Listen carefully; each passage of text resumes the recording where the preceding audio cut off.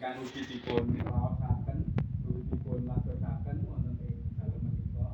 Sarengan kita badhe raosaken bilih ugi Gusti Yesus menawi miyos wonten ing satengahing jagat menika kanthi cara ingkang prasaja. Lumantar brayat ingkang ugi prasaja. Sederhana. Kesederhanaan menika saged dipun contoh, saged kita teladani wonten ing gesang sak menika. Kita asring Bapak Ibu, Bapak-bapak kita nindakaken sedaya kepingenaning diri kita menika kanthi cara ingkang nggih saged kula mastani cara ingkang berbahaya.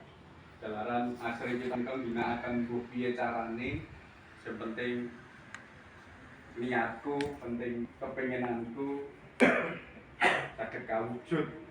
Ning asring caranipun boten prasaja boten. Nah boten mau sederhana ning ngangge cara kula boten kirang wicaksana nggih kita menika. Sami nempuh sedaya menika. Lajeng kita ngginakaken sedaya cara ingkang saged dipun gambaraken nggih. Gambaranipun kita menika membabi buta.